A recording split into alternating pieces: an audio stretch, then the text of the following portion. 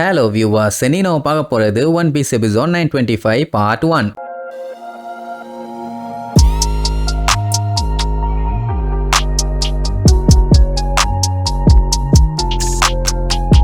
Open பண்ணா போன பாட்டுல நம்ம சஞ்சி அந்த பேஜ் ஒன்ன பொழக்கிறதுக்காக சூட்டை மாத்துறதுக்காக அந்த ஜெர்மாவோட டின்ன வெளியே எடுத்தால சோ மொத்தத்துல பைய கெட்டப்ப மாத்த போறான். அந்த டைம் மக்கள்லாம் அங்க இருந்து பதறி அடிச்சு ஓடுவாங்க. அவங்களுக்கு தெரிஞ்சு போச்சு இந்த மாதிரி அந்த நூடுல்ஸ் ஊத்தவன் வெளியில வந்துட்டான்னு. அதான் நம்ம சஞ்சி அவனுக்கு என்ன லூசா கொல்ல வந்திருக்கானுங்க, அவன் ஏன் வெளியில வந்தான்னு சொல்லி திட்டிகிட்டே ஓடுவானுங்க. இங்க சஞ்சி பாத்தீங்கன்னா இதுதான்டா நான் டிரான்ஸ்ஃபார்ம் ஆகிறதுக்கான கரெக்டான டைமும் பானா. அந்த கிறுக்கு பயலுக்கு இது என்ன ஏதுன்னு தெரியல. என்னடா ஏதாச்சும் குண்டு போட போறியாமா? இங்க இவங்க தான் அப்படியே பேய் அடிச்ச மாதிரி நின்றுட்டு இருப்பாங்க. ஏன்னா சண்டை ஸ்டார்ட் ஆச்சுன்னா டெஃபினட்டா இந்த டவுனே மொத்தமா அழிஞ்சு போயிடும். என்ன பண்ண போறானோ தெரியல. இப்ப என்ன மேட்டர்னா பைய சிச்சுவேஷனுக்காக தான் இந்த சூட்டையே போடுறான். அதுக்காண்டி ஜெர்மான்லாம் இனி யாரும் சொல்லக்கூடாது, ஜஸ்ட் ட்ரை பண்ணி மட்டும் தான் பார்க்க போறேன். அந்த பேஜ் ஒன்னு பார்த்துட்டு என்னடா இன்ன இப்ப நீ வந்து அட்டாக் பண்றியா இல்ல நான் உன்னை அடிச்சு திரிக்க ஒண்ணுமான்னு கேட்பான். அப்போ சஞ்சய் இருந்துகிட்டு டேய் எங்க வேலை உங்களோட எம்பரரை பொழந்து கட்டுறதாண்டா, ஆனா என்னோட கொள்கைக்காக யாராச்சும் காப்பாற்ற முடியும்னா கண்டிப்பா காப்பாத்துவேன், எவன் தடுத்தாலும் நிக்க மாட்டேன்பா. உடனே அவன் அட்டாக் பண்ண ஆரம்பிச்சிருவான். உடனே நம்ம பையன் அப்படியே ஒரு பல்ட்டி எல்லாம் போட்டு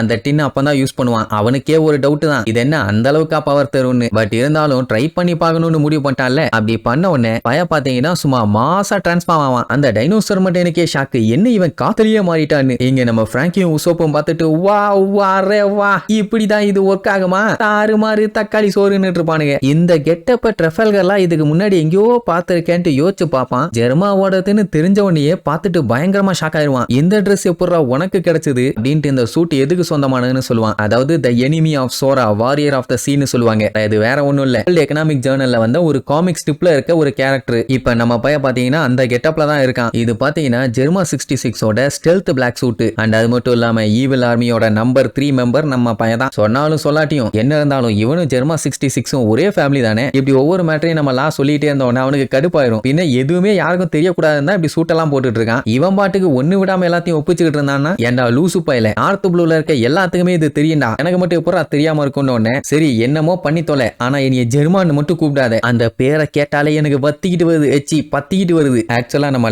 அந்த சோராங்கிற கேரக்டருக்கு மிகப்பெரிய ஃபேனு. ஏன்னா அந்த காமிக்ல பாத்தீங்கன்னா அவன் கடலுக்கே ஒரு பெரிய வாரியரா இருந்தான். ஆனா நேர்ல இவனுக்கு ஜெர்மாவை சுத்தமா பிடிக்காது. ஏன்னா அவனுக்கு எல்லாருமே நல்லவனுக்கு கிடையாது, வில்லப்பழுக. சின்ன வயசுல அந்த கதையை படிச்சிருக்கான்னு வைங்க, அதை சும்மா ஒரு பிளாஷ் மாதிரி காட்டுவாங்க. உனக்கு மட்டும் இல்லடா எனக்கும் தான் அந்த ஜெர்மாவை பிடிக்காதுன்னு கத்திக்கிட்டு இருப்பானா. அந்த பேஜ் ஒன்னு பார்த்துட்டு ஏண்டா என் கூட சண்டை போட வந்தியா இல்ல நீ கதை அடிக்க வந்தியா? ஆனா ஒண்ணு மட்டும் உறுதிடா, நீ நார்மலான குக்கே இல்ல, விதையெல்லாம் காமிச்சுக்கிட்டு இருக்க. ஆமா நீ யாரு, உன் பேர் என்ன ஒழுங்கா சொல்லுடாமா. இங்க சஞ்சய் நானு எடுப்பான். ஆனா அதுக்குள்ள இந்த பக்கம் இருக்கானுங்களே நம்ம லா பிராங்கி உசோப்பு இவனுங்கெல்லாம் சொல்லு ஜெர்மா 66ன்னு கெத்தா சொல்லுன்னு அவனை உசுப்பேத்தி விட்டுட்டு இருப்பானுங்க. ஆனா நம்ம பையன் அந்த ஸ்டெல்த் பிளாக் சூட் அது எல்லாத்தையுமே அடிச்சு தூக்கிட்டு என் பேரு தாண்டா சோபா மாஸ்க்கும்பா, அதாவது நூடுல்ஸ் மாஸ்காமா. லா பார்த்துட்டு டெஃபினட்டா இவன் ஜெர்மா 66ஆ இருக்க வாய்ப்பே இல்ல நீர்வான். அதுவும் நம்ம உசோப்பு பிராங்கியோட தான் காமெடி. தரையில விழுந்த மண்டைய பிச்சுக்குவானுங்க. பின்ன இப்படி கேவலமா கொடூரமா ஒரு பேரை சொன்னானா அட்லீஸ்ட் நாங்க பேரை வைக்கிறோம்பா. இதுக்கப்புறம் என்னத்த சொல்றது, அந்த பேஜ் ஒண்ணுங்கிறவன் இவன் பேரு சோபா மாஸ்க்னு கன்ஃபார்ம் பண்ணிட்டான். அப்புறம் என்ன சண்டை தான் வந்து அட்டாக் பண்ணுவான். கண் நிமைக்கும் நேரத்துக்குள்ள எஸ்கேப் ஆகி அப்படியே ஏர்லயே மிதந்துட்டு இருப்பானா. அதை பார்த்துட்டு மிரண்டுருவான். லாக்கு நல்லாவே தெரியும் இது ஜெர்மாவோட சயின்டிபிக் டெக்னாலஜின்னு. அதாவது அவங்க காலில் மாட்டிருக்க டிவைஸ் ஆல்தான் அவங்க பறந்துகிட்டு இருக்காங்க. அதுக்கப்புறம் அந்த பேஜ் ஒண்ணு நம்ம பையில அட்டாக் பண்ண பயங்கரமா ட்ரை பண்ணுவான்னு வைங்க,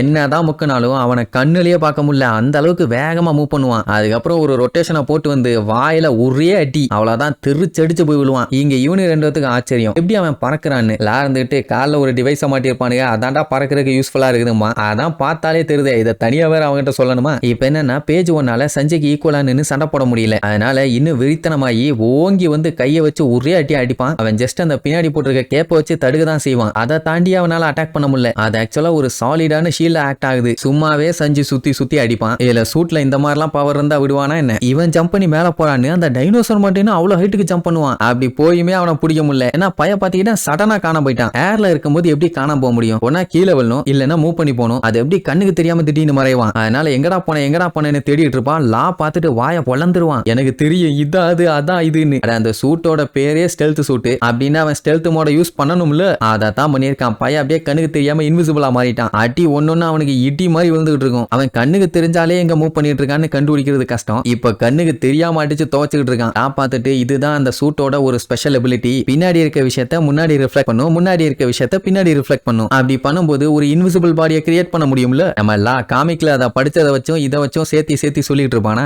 எப்படா இவ்வளவு மேட்டர் உனக்கு தெரியும்னு கேட்டா நார்த் ப்ளூல எல்லாத்துக்கும் தெரியும்னா நாதாரிகளா போய் புள்ள குட்டிகளை படிக்க வைங்களா என்னடா பயலுகளான்னு திட்டிட்டு இருப்பான். இல்ல இன்னொரு காமெடி தெரியுமா, நம்ம பையன் மறைஞ்சு போனது அவனுக்கே தெரியல. அந்த மேட்டர் தெரிஞ்ச உடனே அவனுக்கு சந்தோஷம் தாங்க முடியல. ஏன்னா சின்ன வயசுல சஞ்சய் கிளியர் ஃப்ரூட்டை சாப்பிடணும்னு ஆசைப்பட்டான். அதான் அந்த அப்சலம் மறைவானே அந்த மாதிரி மறையணும்னு ஆசைப்பட்டான். ஆனா அந்த ஃப்ரூட் கிடைக்கல. ஏன்னா அந்த அப்சலம் சாப்பிட்டானே. அதனாலேயே அவனை பச்சையா திட்டி கொச்சையா குச்சியை வச்சு நோண்டுன்னு நோண்டி எடுத்துட்டான். ஆனா இப்ப அவனுக்கு அது ஒரு டெக்னாலஜி மூலியமா கிடைக்குது. இதை வச்சு என் ஃப்ரெண்ட்ஸ் எல்லாத்தையுமே நான் ப்ரொடெக்ட் பண்ணுவேன்னு சும்மா கேத்தா சொல்றதோட இந்த எபிசோடுக்கு எண்டு கார்டு போட்டு முடிக்கிறாங்க.